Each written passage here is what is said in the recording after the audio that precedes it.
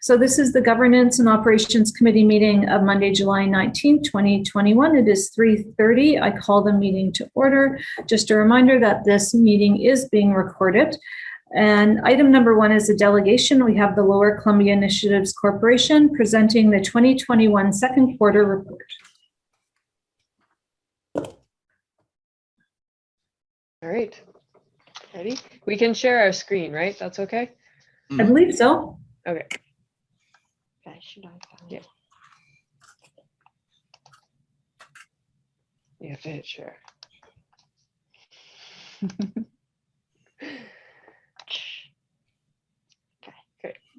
All right, so I'm Rebecca Richards. I'm the new director for LCIC with my co-director here, Yakameen Van Tonder, and she's the director of Metal Tech Alley. So we just wanted to tell you a bit about the new management structure here because there's been some big changes. And at the end of the presentation, I will just do some highlights of the Q2 report, and you can ask me any questions about the Q2 report that you might have. Great. So previously we had the traditional executive director structure with two supporting staff underneath, and we have an administrative assistant. And with Tim's departure from the organization, we felt it was an opportunity to restructure and do things a little bit differently. So the goal here is to make things more clear, we hope. So previously, Metal Tech Alley has been a sort of sub-project of the LCIC, and it's really grown to the extent that it needs full-time attention from one staff person, and it's more than an executive director can reasonably keep track of. And then LCIC has its own projects which take up a certain amount of time, as well as operations management. So Yakameen, who has been working on Metal Tech Alley for almost 5 years now, will be carrying on with that, and she's going to tell you all about it. And then I have been working for the LCIC for about almost 3 years now. And I've been covering a lot of operations management and administration in the past. So I will be taking on the LCIC projects as well as continuing to run the day-to-day of the organization. So Yakameen's going to introduce herself and tell you a bit about her background. Hi, everybody. My name is Yakameen Van Tonder. We immigrated to Canada about 13 years ago. I have a law degree from the University of South Africa, and I practiced law in South Africa for 10 years before we moved to Canada. I was also the CEO of a top 500 company in South Africa for 4 years before we moved to Canada. I started with the LCIC in October 2016, so it's my 5th year anniversary this year, yay. I have done the Western Economic Development course from the BC Economic Development Association, and I've also done a project management course from Okanagan College. So that's my background. Rebecca, I'm going to hand it over to you, and then I will start with the Metal Tech Alley stuff. Okay, thanks, Yakameen. So just a little bit of background on me. I grew up in Castlegar and was fortunate to have many family connections to Trail. My granny was from Trail, and several family members have been employed by Tech, so I have deep roots in this community as well. And I moved away to study my undergraduate degree at the University of Calgary, and I pursued economics and sociology. And then I followed that up with a master's degree at Queen's University in Kingston, where I studied political science. And I also have a bookkeeping certificate from Okanagan College, and I have also taken the Western Economic Development course from the BC EDA. And as I mentioned, I've been working at the LCIC for 3 years, and I am absolutely thrilled to be back in this area because I honestly didn't think that I would be able to find a career here that actually met my interests and my qualifications. So I'm really excited to be continuing to work here. And now Yakimi's gonna fill you in on all of the latest and greatest about Metal Tech Alley. As some of you may know, that we started the marketing strategy, Metal Tech Alley, in 2017. We realized that we need to tell people what makes us different and what makes us unique and what makes us special. After the 2017 and 2018 Metal Tech Alley, when we started the 2019 Metal Tech Alley, we decided we need to look at the sustainability of the area. And what we've realized is industrial circular economy makes us different. What industrial circular economy is we have to, we looked at what we have. So we have tech here, and then we realized, but tech are making these things, these metals and minerals and stuff. One of them is lead. Lead are used in making car batteries. Lead is the most recycled product in the world, and lead batteries are also 99% of a car battery gets recycled, and it's been done right here in Trail. So we decided that we're going to use that as a starting point. So between the recycling of lead and car batteries, of taking some more tech byproducts, further refining, sending it to Phoenix Advanced Materials, and looking at all of that, and then recycling specifically of car batteries, TVs, LEDs, of recycling of electric vehicle batteries at Retrieve Technologies, which is actually the only place in Pacific Northwest where they recycle Tesla batteries. We've decided that we're going to look into the circular economy thing. We've made great strides in that, and we've been really successful in establishing Metal Tech Alley as a leader in industrial circular economy. In 2017, 2018 was mostly provincial recognition. Now we're on to federal recognition for the work that we're doing in this area with the industrial circular economy. And I will do a slide about what's next for Metal Tech Alley, and there you will see that we are now on the international stage with Metal Tech Alley. If I look at the 2019-2021 results, so I have the resources on there. The results is the important part. We've created 6 direct jobs, 54 indirect jobs. The revenue generated through our partners was $12.7 million that came into the area. We found 501 youth participated in workshops. I have to mention that this would have been way more was it not for COVID. The workshops had to stop because of COVID, and then it was resumed on a lower level scale. Our plan was to do about 800, and I think if it was not for COVID, we definitely would have done that. We have 2 new companies created. We have 10 new companies attracted to the region, 20 skilled workforce attracted to the region, 30 local youth hired by local companies, and 25 companies participated in training to diversify or increase skills of employees, resulting in productivity increase. I just want to mention the reason why we have these numbers are that is what the Rural Dividend Fund gave us as outcomes that we had to measure in order to see if we are successful or not. So these numbers are more than what we were supposed to achieve for the Rural Dividend Fund. So we feel that our Metal Tech Alley project, this one was a big success.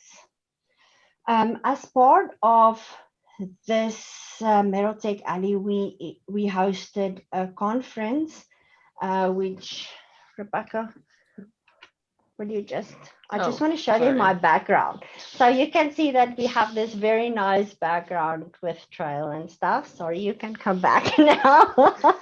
And this was my background when we had the conference. I was the main presenter, not presenter, the MC for the conference, or the main moderator. Lisa did a very nice introduction as part of the introductions for us to the conference, and we appreciate that. So the conference was supposed to be in Trail in June of 2020. We started all the planning for the conference, and then COVID hit, and we postponed the conference until September, which then resulted in another postponement until June of this year. It was supposed to be a hybrid event, in person as well as virtual, and then the end of April, we had to make the decision of what we're going to do. And at that point, we realized that we might not be able to do it in person. So we went with a full hybrid event, which had some challenges of its own. The challenges that I am referring to are, we would have had people with here for in-person tours, which did not happen. So we got a videographer together, and he did virtual tours of Stack, Casey Recycling, Salgar, and Kalashnikov. And we had those virtual tours on the website, on the platform for people to go and look at. And I was very happy with how the virtual tours ended up. One of the presenters on the virtual tour, he was the sweetest guy. He would tell people, well, thank you for attending this tour. Come on, let's go. And then he'll tell the camera person to come and walk with him. It was so sweet. But it turned out really well. And the feedback that we got from the videos was so good. We also did, so that was the main event, included those tours. For the main event, we had 230 registrations, an average of 120 people signed in as users at any point of the conference. We had public conversations, desktop page views, mobile page views, private messages, and booth visits. We had a scavenger hunt on the virtual platform, which was very exciting. We had 7 really good prizes listed on the scavenger hunt. And for every time people visit when they attend a keynote or a panel discussion or ask a question or visit a virtual booth, we had more than 20 virtual booths on the virtual that get points, but like 30 or 50 points. And then then people can see where they are on the points. So the more points they get, the nicer the prize will be. Eventually, the person that won had 2,500 points. So she was everywhere on the virtual platform. She attended every single thing. And I was telling Rebecca, when I did my final remarks, I had to now look at this screen with the camera to do my final remarks. And I had 3 different screens running the whole time the conference was on. And on the screen on this side, I had the scavenger hunt because I had to announce the winner at that point. And as I start talking, I can just see this jumping around because people were just going crazy because they wanted to end up on top. And it was so exciting to have that. I'm so glad we did that. And so that was a lot of fun to do. And then on the Thursday, on the 10th, we would have had some nice tours of tech and the dams and stuff, which then didn't realize because of COVID. So we decided to do 2 side events. The one was like a Dragon's Den. It was a circular economy innovators pitch competition. We had 3 judges. One was local, 2 from the Lower Mainland, 8 applications to pitch, 5 pitching ventures, 104 registrations for that. And then the winner was a company called Tradle.ca. So company had to come and pitch their circular economy innovation. And then they won some prizes for that. That was really exciting. The other side event that we did with Circular Economy Leadership Canada was the role of data in advancing a more circular economy for metals in the automotive supply chain. We had 173 registrations from Argentina, Brazil, Canada, USA, Germany, Japan, Luxembourg, Mexico, Singapore, Sri Lanka, and the UK. Speakers from Microsoft, BMW, ArcelorMittal, Irma Anglo American, the government of BC, and Responsible Steel.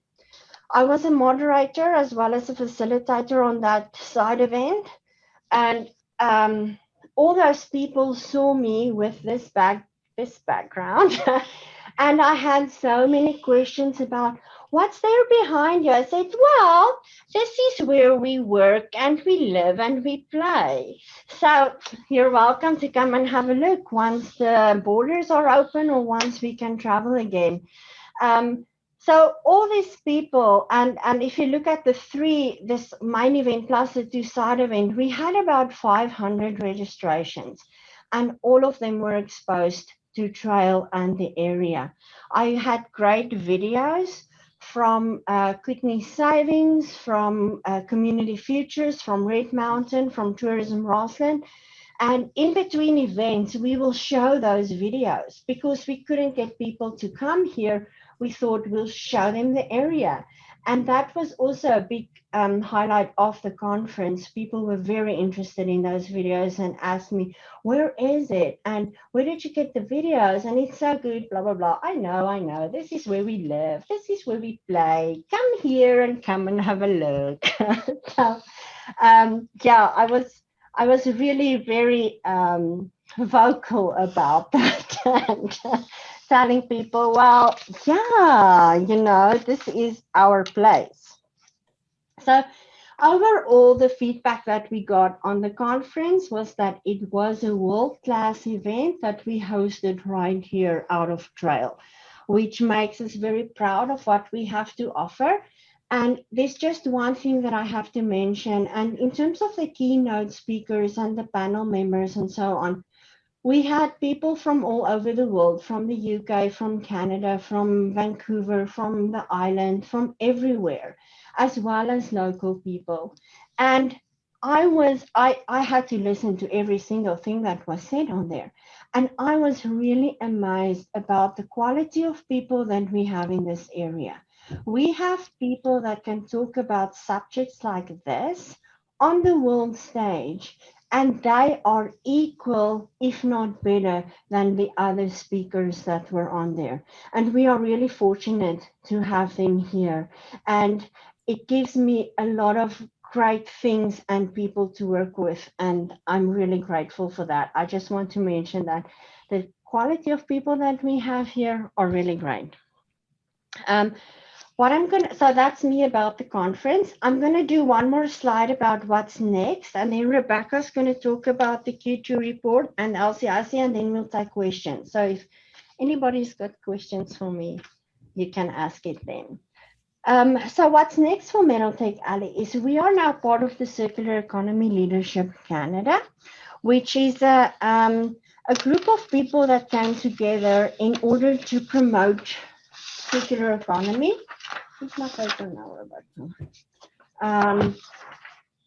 So it's a multi-sectoral national organization. It's a federal organization.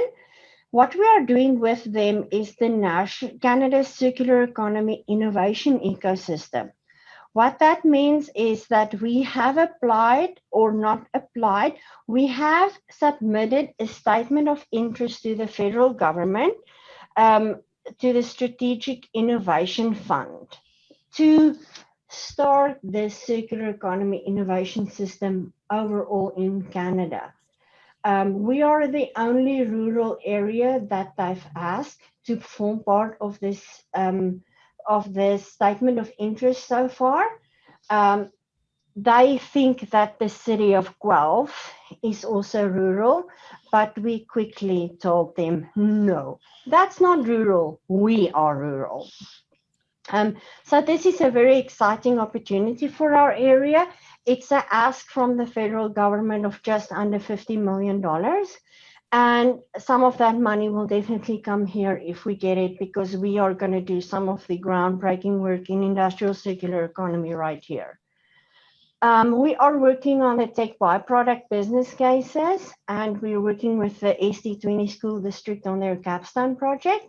We are looking into a Metal Tech Alley Certified Partners program, because I've had so many questions, especially around the conference, about people that tell me, I want to be a member of Metal Tech Alley. So we are looking into that. Rebecca is working on the industrial and commercial lands development. She'll talk about it as well. It's so how it works is Rebecca will do the groundwork, and then she'll give me something which I will then sell as part of Metal Tech Alley. We are busy with the second stage of the BCPNP Provincial Nominee Program, the pilot for the entrepreneurial program. We've been asked to form part of the second phase. The first phase was a success. We were part of that. We actually have one of the 9 success stories of the province is right here in Trail. So we're very proud of that. I am working on the provincial program, and Rebecca will explain the federal program that she's working on for immigration. I'm also working with the Smart Prosperities Institute, which is part of the University of Ottawa. I was part of the Mining for Circularity Engagement Forum in March, and then I was asked to form a part of an advisory committee for one of their projects. We are looking to see if there are deeper collaboration that we can do in order to see if we can get some of the project funding back here. We are working with the federal government to be part of the World Circular Economy Forum, which is in September. We've actually already had a meeting with them, and they have chosen 6 rural communities that they want to showcase as a discussion, a 45-minute discussion on the World Circular Economy Forum, and we were the first ones that they've asked to be on that. So we said, yeah, sure, we'll do that. I mean, we're on the world stage. So they're going to have a 45-minute interview with me on that. And then we're going to have like a booth and set up all our documents and all our videos, which we kind of have nice new videos to show them. And then, of course, the next thing that we're going to do, the last thing, but not the least, is we're already planning for Industrial Circular Economy of 2023. With the success that we had with the first one, it's just a natural next step for Metal Tech Alley to do the next conference. And we are really already working on that. Mm-hmm. So that's my story. It's a good story. Rebecca, I'm just going to move next slide for you. Thanks. All right. So I feel like Metal Tech Alley tends to outshine the LCIC projects, because it is the big exciting show that puts Trail and the other communities on the world stage, as Yakameen has explained. But I want to talk a little bit about the LCIC projects and explain how these 2 streams, so to speak, work together. Of course, part of my job is maintaining relationships with our key partners and stakeholders, as well as managing the office. But the biggest part of my job is the Business Retention and Expansion Program, which I am in the process of designing. And I've just set up a meeting with Selkirk College to talk about how we can collaborate on this. And I want to make this a long-term program, because previously Business Retention and Expansion has been done as sort of a snapshot in the area. So one big survey at one point in time that collects a lot of data at kind of a high level, not too deeply. And this is good, but it gets out of date pretty fast. And in economic development, you really need to stay on top of the data so that you know what businesses in your area really need.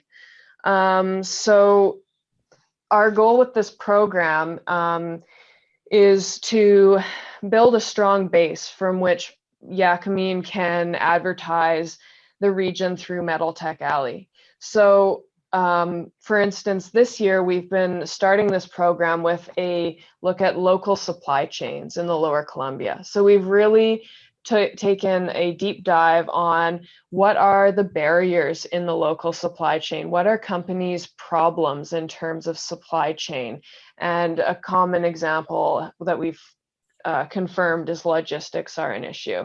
So it's really finding out what businesses need so that then we can build programming to address those barriers or problems. And at the same time, also finding out what the opportunities are. So in asking businesses about their supply chains, we can start to see gaps, and those are areas for potential investment. So the way to look at this is the work that I do through Metal Tech or through LCIC and the business retention and expansion stuff is building like the stage on which Metal Tech Alley is set, so that when Yakameen goes out there and talks about how amazing Trail is and all the awesome opportunities for business investment here, when investors come knocking, there's actually a good business environment for them to be like, yes, I definitely do want to set up my business here, and I can definitely see it being a success. So it not only helps the local businesses, but it also sets the stage for the incoming businesses. So that's the idea about business retention and expansion. And I would like to do a longer presentation about that at some point for council, but that didn't end up being today. And then the other thing that I want to talk about in particular in terms of LCIC projects is the importance of working with other local economic development agencies on different projects. We are now a team of 2.5 people. We have a part-time administrator as well. And I keep telling everyone that we cannot do everything. What Yakameen and I have described here today, we are at the limit. We can't take on anything else. And so we really rely on Community Futures Greater Trail as well as the Trail Chamber of Commerce to work with us on taking care of other aspects of the economy that we just don't have the capacity to do. So an example of working with Community Futures is the Economic Resiliency Action Plan, which will help Lower Columbia businesses in the event of an emergency or disaster through the disaster and also recover. And Community Futures is taking the lead on this, and we're doing supporting work. And it's a great partnership that way. And then we also partner with some of our other West Kootenay economic development agency partners like Community Futures Central Kootenay. They took the initiative to start up the rural and northern immigration pilot for the West Kootenay area, and we signed on as a supporting partner for that. And that means that Trail and the other communities' businesses get a chance to participate in a pilot that they otherwise wouldn't have been able to. So that's really benefited Trail businesses quite a lot. I think in the Lower Columbia, the last count was 24 businesses in the last year that have sponsored their employees to go through this program to achieve their PR more quickly. So that helps immigrants who are already here living their lives and working and being part of the community, as well as helping the businesses retain those employees that they might otherwise lose for like technical reasons like work visas expiring and that sort of thing. So I really want to emphasize that we don't do this economic development work alone. Like, we are working closely with our partners, and we want to be sharing the load because we just can't do it all. So it's really quite important to us. So that's the LCIC key activities. And I've just added this one. I'm sorry it didn't come through in the original set of slides I sent. But this is just a few key points that I thought I'd mention from the Q2 report, which I was sent out a couple of weeks ago. So as I mentioned, we're going to be working on developing a new business retention and expansion program with Selkirk College. I'm quite excited about that. I'll be talking to them later this week. We've also submitted a funding application for $20,000 to the Economic Trust of the Southern Interior. And we did that in June. So we're just waiting for a decision, and that will be to further our supply chain work. So as I mentioned, we've done the study work, and now we want to do programming. So you should always be following a study with programming to support the businesses. Otherwise, you're just asking them a lot of questions and then disappearing. And that's not what they want. They want to be given the support that they need. So we're very hopeful that we're going to get this grant. It will help us out a lot. We are continuing to work with the BC Provincial Nominee Program. Yakamine's going to be carrying that on for Trail and for Rossland. So she'll be sorting out some new categories for entrepreneurs to come to Trail and invest in. It has to go through industry codes and that sort of thing. And then, as I mentioned, we'll be carrying on representing the Lower Columbia on the Rural and Northern Immigration Pilot Program. I was just elected to be the chair of that steering committee, so I'm quite excited for that. And then just a couple points on advocacy. We're going to be continue working on the connectivity, which continues to be a problem in the area. And also the Juanita Bridge. There's been some renewed interest amongst the businesses, and we've gotten support from the CAOs to reopen this case of the Juanita Bridge and look at how we can try and bring the province to see that upgrades are desperately needed for that bridge. It's a serious problem, as we found out in our supply chain study, that it really holds up our trade with the US, our access to US markets. So there seems to be lots of potential there. And yeah, I think that's everything. So just before questions, Michelle, did you want to say anything to council? I forgot to ask at the beginning. No, other than this planning, this report is all following in with our strategic plan, which the board has supported, developed. So it's in line definitely with the board of directors. Yakamine and Rebecca are not working in isolation from the board. So we wholly support this activity.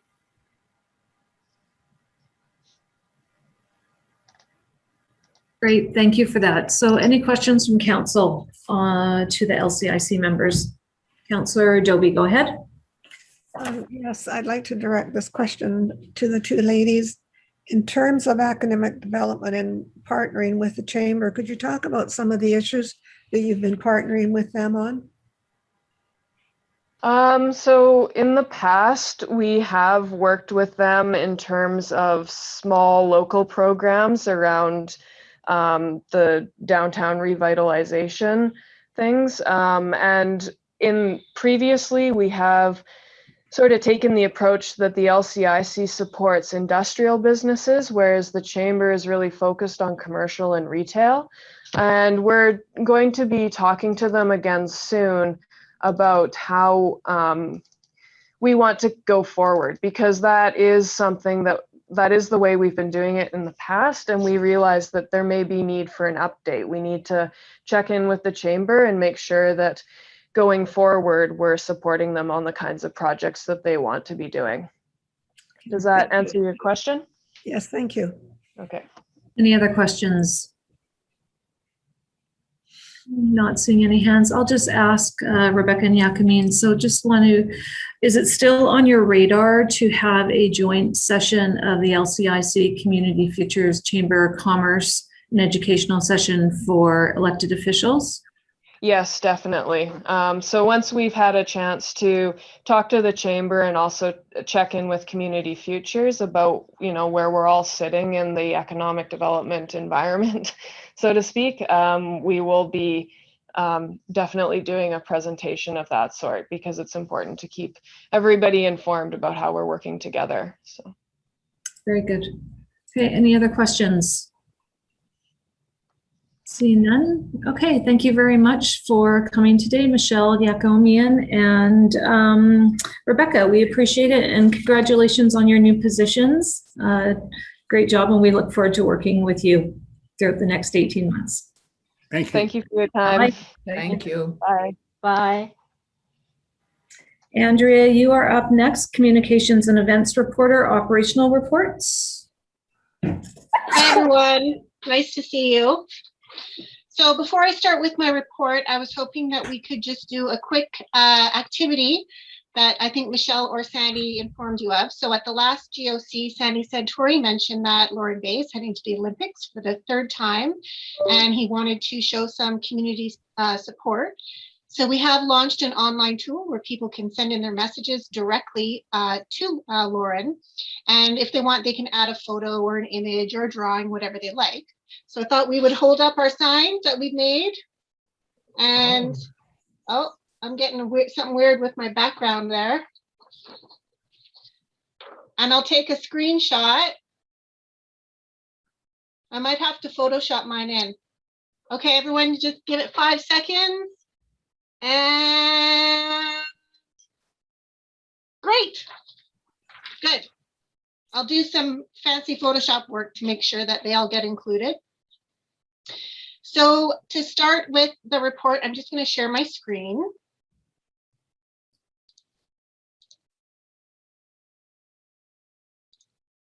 So I pulled up the report, and same sort of format as last time. So I'm just giving a quick update on the number of communications that have gone out. So, I mean, everything's different month to month, day to day. Sometimes we're issuing a lot of releases, sometimes we're not, but it all depends what's going on. Again, we follow the same procedure, and we've had a slight increase in our e-news subscribers. So that's great news. I've also provided some screenshots of the most popular or the most viewed or seen Facebook posts that we've done in the last while. And it's just kind of interesting to see the variety of what people are actually clicking on, interested in, compared to some of the posts that really don't get a lot of visibility and you think they're going to. So this is quite interesting. So the first one is the press release about the grant funding for the extended hour childcare center. That was a great success on Facebook. There was a lot of positive commentary and feedback on that one. Helping Our Vulnerable campaign, again, highly viewed.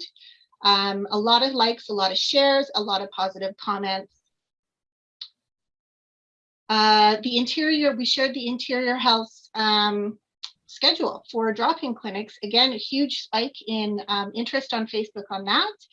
And of course, it wouldn't be a true trail story without there being something about hockey. So when we announced that it was the 60th anniversary of the 1961 Smokies, there was a lot of interest in that one as well. Another campaign that we focused a lot on over the last 4 or 5 months was the new process for the homeowner grant. So we knew that this was going to be a huge change. We knew that people were going to be confused, and rightfully so. They may have even been, you know, a little bit upset that the process had changed, but of course we didn't have a choice. This was a provincial, something that came from the provincial level.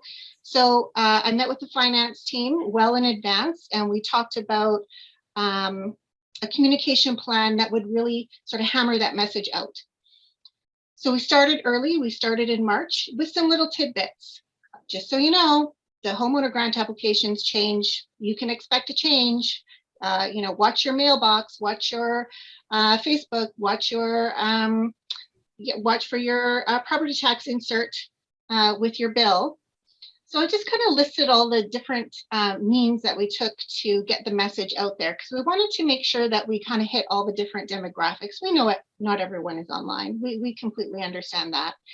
But we did go heavy on online with the social media posts. We did boost posts, which are paid Facebook posts.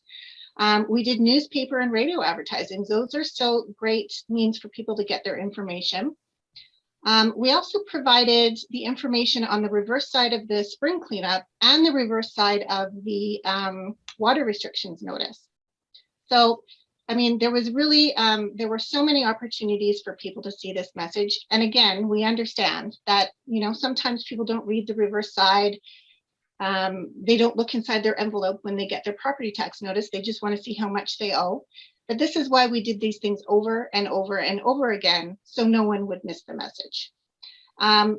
And we feel that we had a pretty good uptake. By June 23rd, 85% of the homeowner grants for the City of Trail had been claimed. So that's a really good stat. We thought that was great.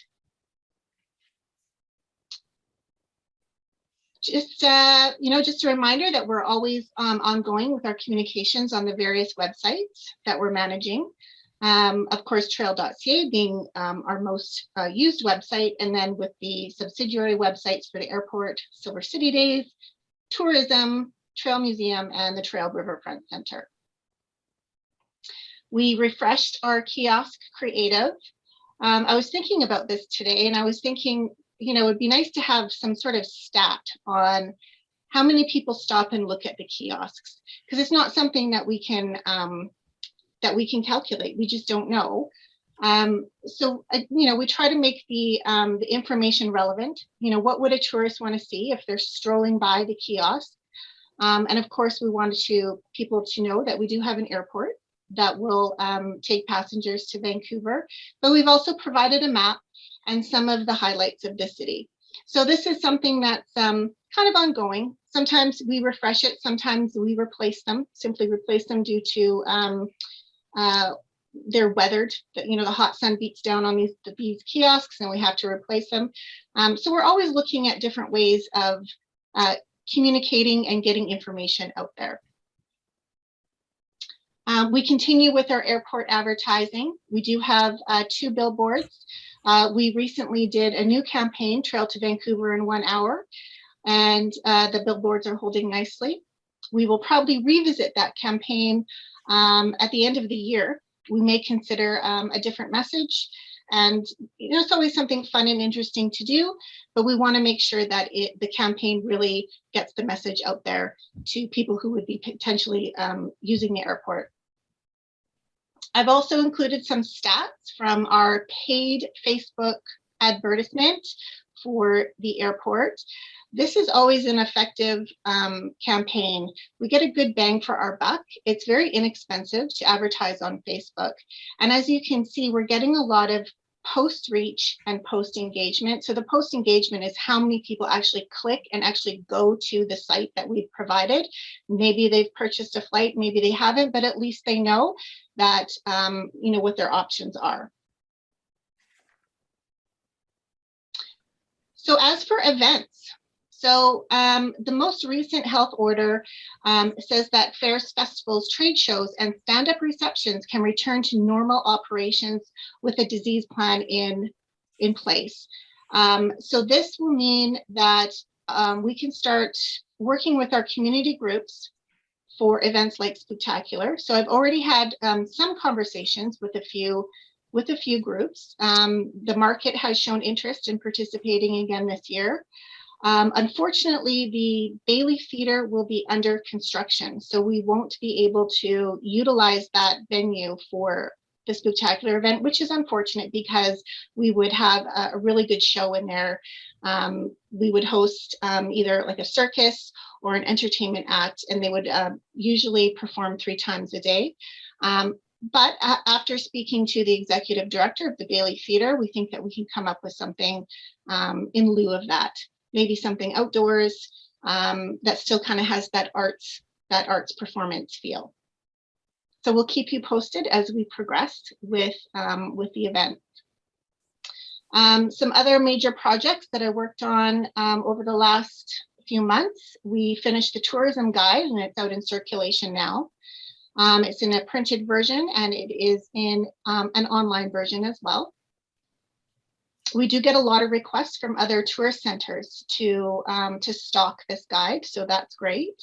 And you know, we feel like we've really highlighted all of the attractions, venues, and things to do in Trail. The annual report, this has been well reported on, but just another note that you know, it was a pretty big project that we work on. It's something that we're very proud of every year. And we usually start working on this around November. So it is a big project. It takes up many months of our time. And that's simply because we want to make sure that we include a very comprehensive report of the year, and whether that's capturing it with photos or stories, we want to make sure that there's a good representation of the current year. So we're working on a website upgrade. So it feels like yesterday that we launched the last website, but it's been about 6 or 7 years. So we recently took a course, myself and 3 other staff, called Writing for the Web. And this was really informative, because what we learned is that people want very little information on websites. They don't want to have to navigate through paragraphs and paragraphs of information. They just want to get to the point. What's the purpose of this page? What do I need to do? Where do I need to go? Is there a form I need? How much is it? When is it? And, you know, we're guilty of having a lot of pages on our website that have a lot of information. And I can understand that would be frustrating for some people. So what we're doing now is, or what I've been doing is, I've been going through the main website and really paring down the information and using the tools that we learned in this webinar, such as short bullet points, simple plain language, avoid sort of background information. You know, people are interested in maybe a project, but they don't really want to know what the, you know, this long background is. We can still provide that, but maybe it's not the main focus of the page. So the goal is to have the new website ready by fall. There are still a few training sessions to go through that we're booking now. And there's a lot of work to be done as far as, like I mentioned, paring down the information and transferring all of the current files that sit in the resource folders. So although it is a migration of the current site to the new site, there's still a lot of work in the background to be done. And it will look a lot different too. So that's interesting. I know our current site is has a lot of big, vibrant pictures, but the look of the website is going to be on trend with other municipal websites. And you'll see that there's a big difference, which is interesting. And then lastly, we're working on the dog park survey. This is actually going to be launched tomorrow. I did send out an email to pass on to Mayor and Council with the information about the survey. And we worked with WSP to put together a really comprehensive online survey that would get the information that we needed, but wasn't too overwhelming to the reader. And if you do have that email, you'll see that it's a very interactive survey. There's an opportunity for people to make suggestions as far as locations go. They can rate the different amenities that they would like to see in the park. And by participating, they're automatically, if they fill out all the information, they can be placed into the draw for a prize at the end. So that's kind of cool too. And we can have a quick look. I can share my screen to have a look at the survey if that's something that you wanted to do, or I can just leave it with you and you can have a look at it later tonight, but we are going to launch it tomorrow. So I just wanted to make sure everyone had a chance to look at it and maybe go through it before it was launched. Yeah, let's look at it. You want to have a look? Sure, no problem. So I have created a page on the website. It's called trail.ca/dog-park-survey. And I've used my new skills and tools that I learned at the Writing for the Web webinar. I kept it short and used some bullet points, and I didn't give a lot of background information. If someone wants it, they can inquire and we can certainly provide that. But basically it takes people to this page. They can go to the survey.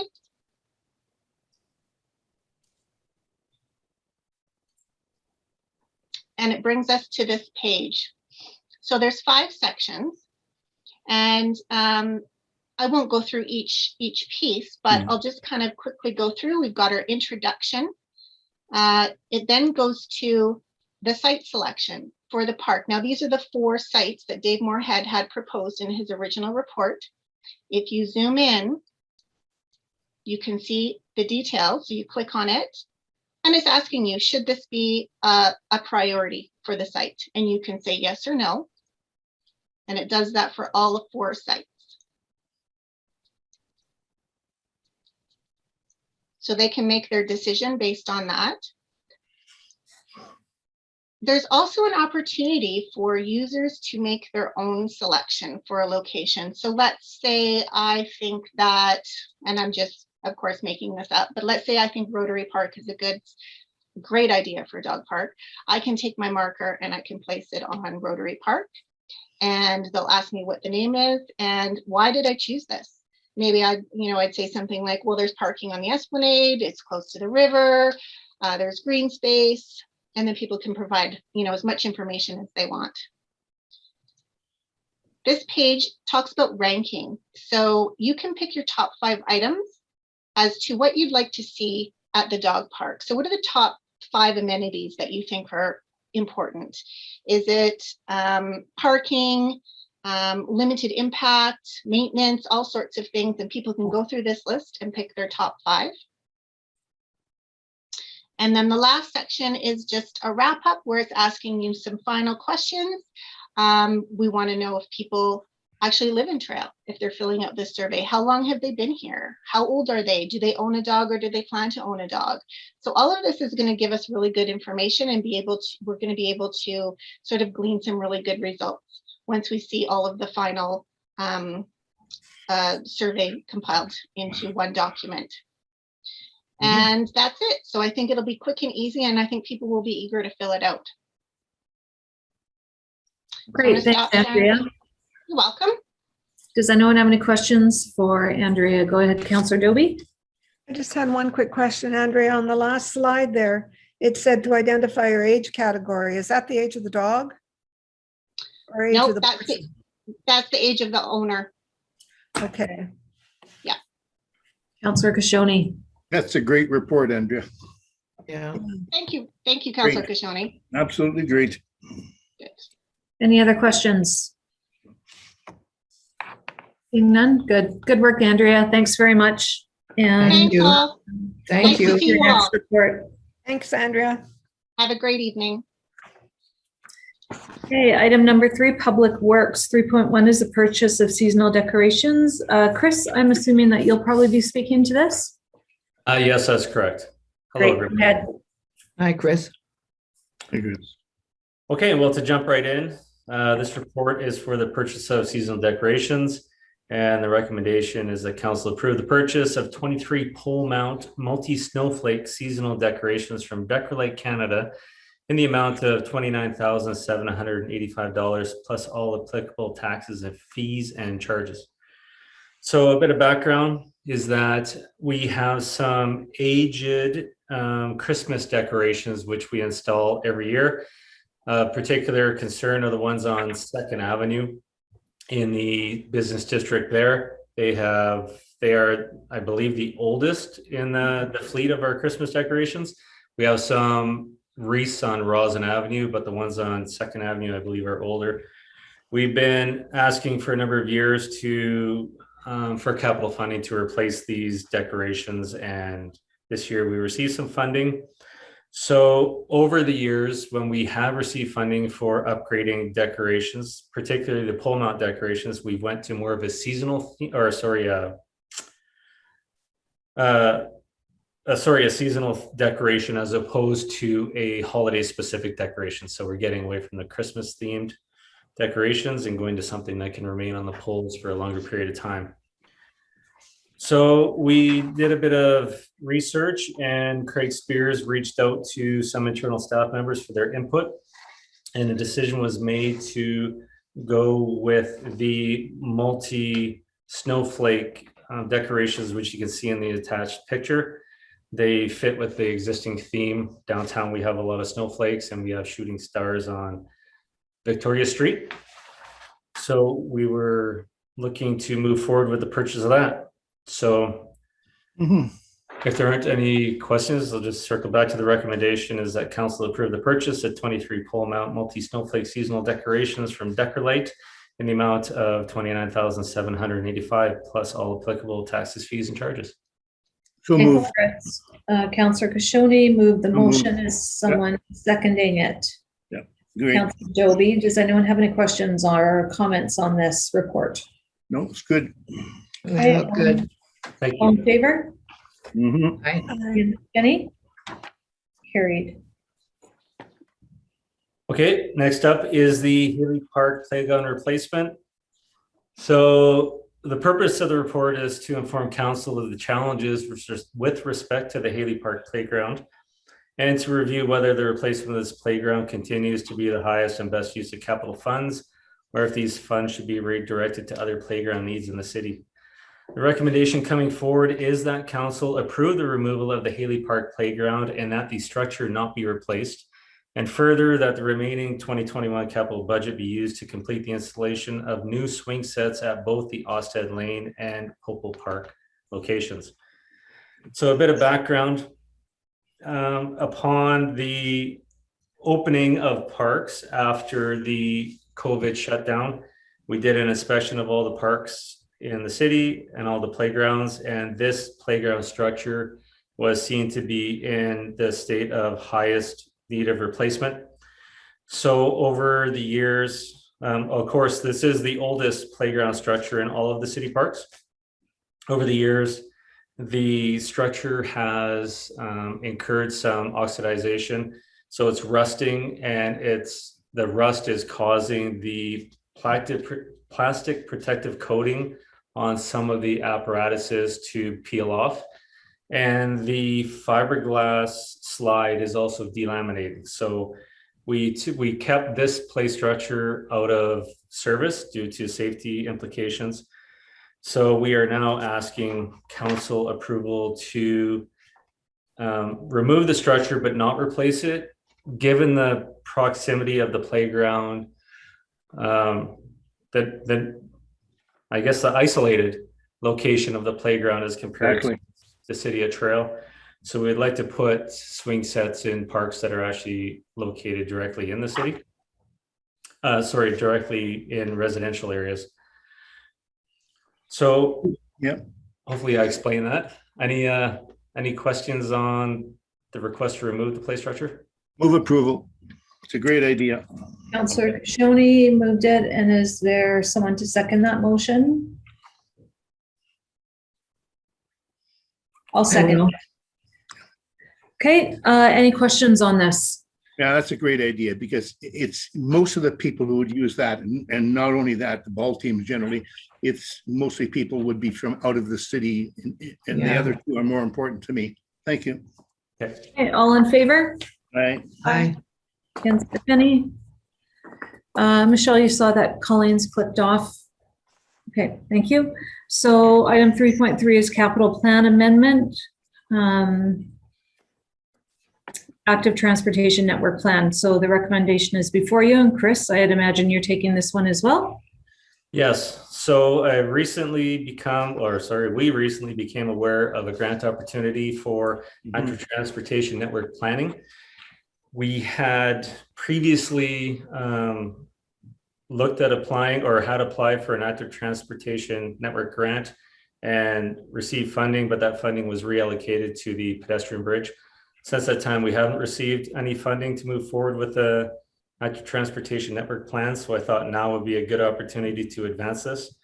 It really came to light because the Sunningdale Y pedestrian improvements capital project would fit ideally within this active transportation grant program as a whole, if it was included as part of our active transportation network plan.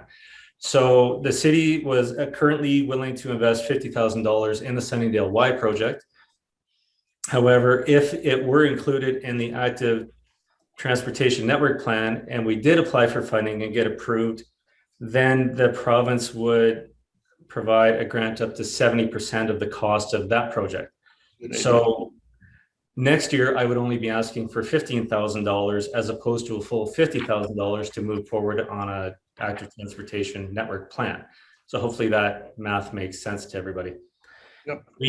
Council should be aware that we did, you were aware, we advanced a report earlier in the year that we tendered the Sunnydale Y project and didn't receive a single bid. Yeah. So it's just a busy year. Like, there are a lot of projects on the market right now. So it would be difficult for us to fit this project in 2021 for the cost we have. So I think it's in our best interest to advance a plan, have a citywide active transportation network plan in place, which includes the Sunnydale Y, and then proceed with that project in 2022. Good idea. Okay, the recommendation, are you done, Chris? Sorry if I interrupted. Yeah, no, unless there's any questions. Okay, so the recommendation is before you. Is someone willing to make that recommendation? So moved. Councillor Dobie, is someone willing to second that recommendation? I'll second it. Yeah, Tony Robinson. Does anyone have any questions on this item? Councillor Jones, go ahead. Hi, Chris. I was just wondering, so if we're not going to move forward with the Y at the with the pedestrian improvements at the Y, is there still an opportunity maybe to do some line painting for the crosswalk? Well, that is something that we could look into in the interim. However, our And be careful. painting project, our contract has been fulfilled for this year. Oh, okay. So I would have to come back to council to ask for money to fund that. Okay. Okay, you know, a lot of people have talked to me about that, so yeah, I thought I would just ask the question. Well, we could definitely advance the Sunnydale Y pedestrian improvements project as a high priority in the active transportation network plan. So, and we would apply for funding early next year. So hopefully we would get funding for that. Thanks, Chris. Any other questions? All right, all in favor? Aye. Against, if any? Carried. So Chris, does that conclude your time with us today? It does. Thank you very much. Okay, everyone. thanks for coming. Enjoy your Thanks, evening. Chris. Chris. Have a good night. Okay, item number 4, general governance finance section. 4.1 is Trail Smoke Eaters Alumni Association Trail Smoke Eaters logo use request. Ms. McIsaac, are you taking this? I will. Thank you, Your Worship. Thank you. The city has recently been contacted by some members of the Trail Smoke Eaters, former members of the Trail Smoke Eaters, who are very interested in setting up an alumni association to support the current club, as well as to maintain awareness around the importance of the Smoke Eater franchise. And with that, Sarah Benson Lord, our museum and archives manager, and myself had a meeting with Craig Clare with the Trail Smoke Eaters Hockey Club presently. And then we did receive some follow-up correspondence from Sean Grant, seeking council's formal approval to utilize the Trail Smoke Eaters word mark. So we, City of Trail, has a copyright on the wording of Trail Smoke Eaters, as well as a mark registration with respect to the logo that is utilized in its various different forms. So the Alumni Association is wanting the city's permission to utilize the trademarked marks, the name and proposed logo. And with that, it's being recommended that we enter into an agreement with the Alumni Association in order to formally authorize their use of the name and the logo that they have chosen. That particular logo, I understand, was the first used by the Junior A hockey team, and it does have a strong resemblance to the historic logo, but it is more elongated, so it's more oval in shape, and the colors are just a little bit different. So the city, from a staff perspective, we have no concerns with respect to the proposal that's being advanced. Again, it's good for the city, it's good for the current team, and it's good for our history to continue to support the name of the Trail Smoke Eaters and all of their important accomplishments. What we do recommend, though, is that in granting the association's use of both the trademark name and proposed logo, that we do ask as part of any of their marketing and merchandising that they contain a notice stating that the mark is under license. So this just ensures that other users don't understand or misunderstand that they might have opportunity to produce merchandise or use the wording as without the proper authorities. So it is being recommended that council grant the Alumni Association, upon issuance of their incorporation documents, the license to make use of the trademark Trail Smoke Eaters name and proposed logo, on the condition and with as a caveat that the licensee include on all of their marketing and merchandising a notice stating that the mark is used under license. And I should also note that we did reach out to Mr. Rich Murphy, the principal of the Trail Smoke Eaters licensed partnership, and he has provided his authorization and endorsement for the use of the name and the mark accordingly. Okay, the recommendation is before you. Is there someone who's willing to make the recommendation? Councillor Jones. Second. Councillor Kashoni seconding. Is there anyone having a question on this matter? Seeing no questions, all in favor? Aye. Against, if any? Carried. Next is the property tax collection summary 2021. Ms. McIsaac, are you speaking to this at all? Very briefly, I will just note for council, with respect to the annual property tax collection summary, our Deputy Director of Finance, Reno Merlo, has provided summary reporting for you. In total for 2021, the tax levy was in excess of $24,161,454 as compared to 2020's tax levy of $22,843,678. And as of the deadline date of July 2nd, a total of 96.6% of the total levy had been collected. And you heard earlier from our communications and events coordinator around the efforts that were made to inform our citizens of the change with respect to the homeowner grant. And we feel that was handled quite successfully and received successfully by our residents. So it is just being recommended that council receive this report for information purposes. Michelle, can I ask you a question? I'm not, so Councillor Doby, did you want to move that? Was that your voice? That was Eleanor. Eleanor, moving. Second, is there someone to second? So moved. Okay, Councillor Doby. Michelle, I'm going to ask a question. So every year with property tax collection, we tend to get either late payment or people who have thought that they have filed the homeowner grant but hadn't filed the homeowner grant, and that impacts the amount of payment, and it also impacts the complaints that we get, the number, expecting the city to resolve it. So because we do not have literally anything to do with the homeowners grant collection this year, does this change the complaint resolution process if people have forgotten to file the homeowners grant and then they are a fine is imparted or there's a late payment? I think council has moved to quite a consistent position over the last number of years when dealing with the tax late payment penalties. Where there is a staff error or an administrative error on the city's part with respect to processing, then the tax penalty could be considered for reversal. Otherwise, for the most part, any requests coming forward with respect to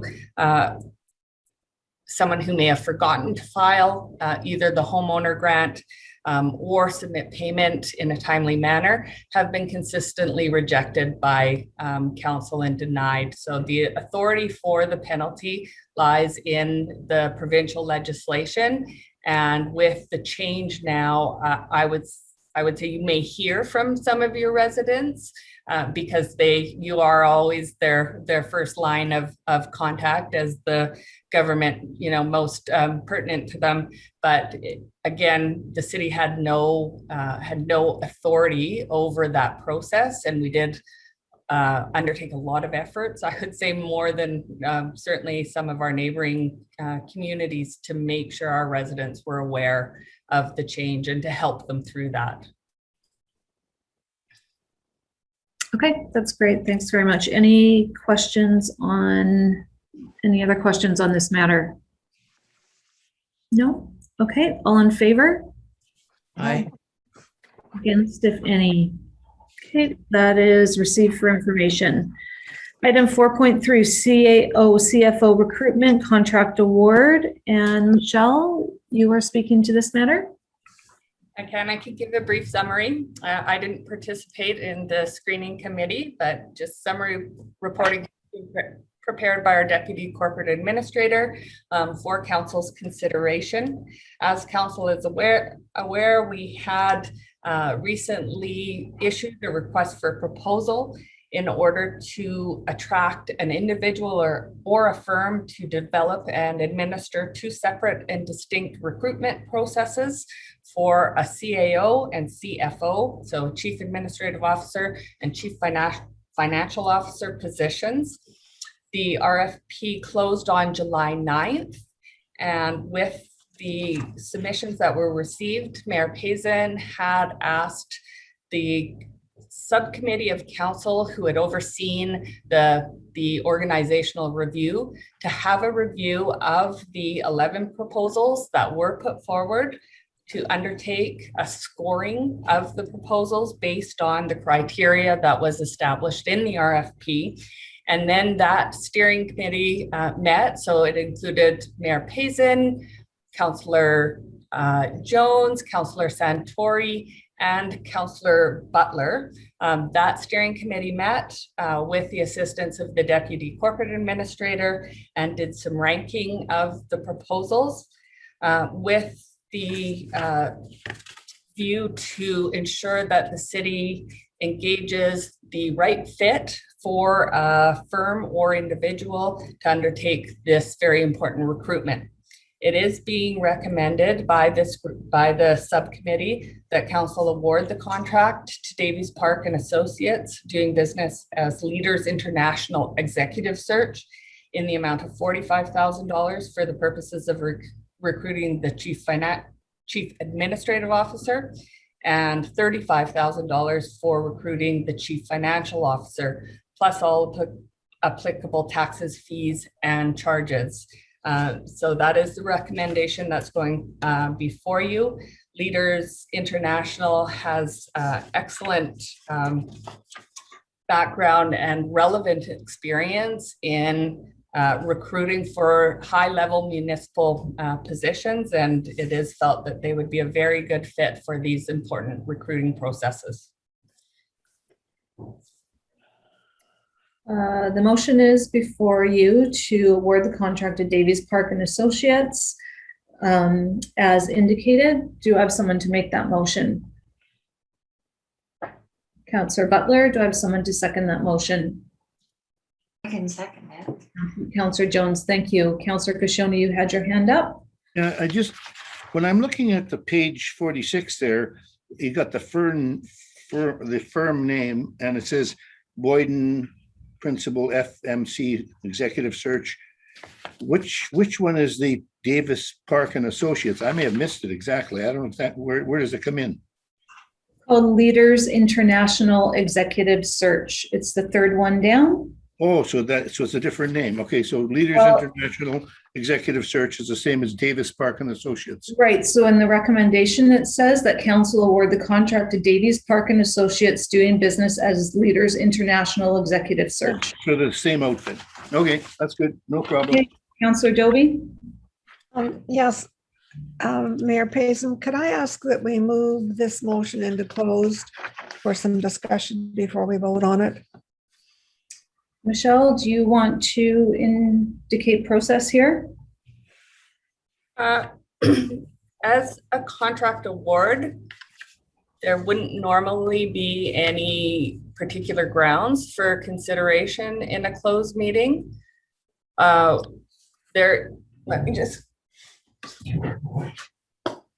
You can move into closed to determine if it's appropriate to move into closed. I just have to reference the section of the community charter, just one moment to make sure.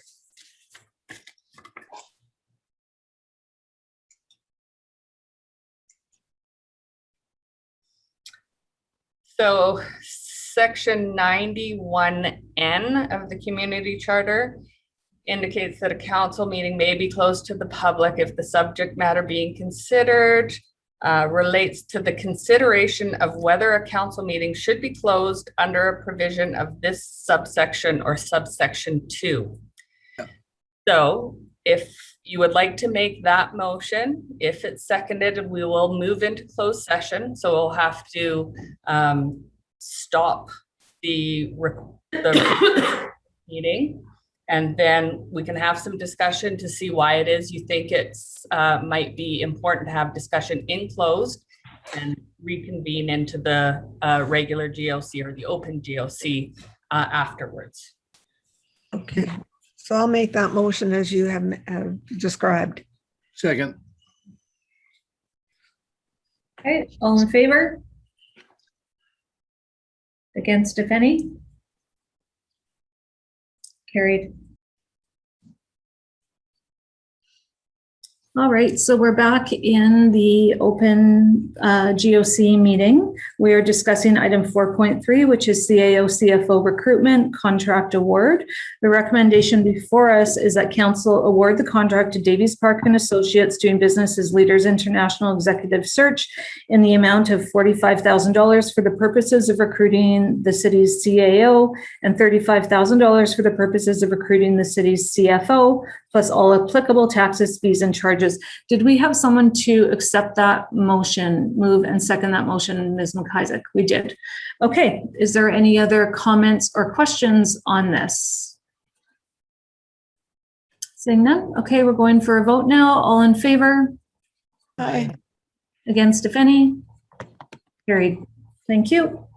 And now it's 4:52. We will call for adjournment. So moved. Okay, Councillor Dobie, thank you very much. We'll see you all in the open meeting at 6 o'clock.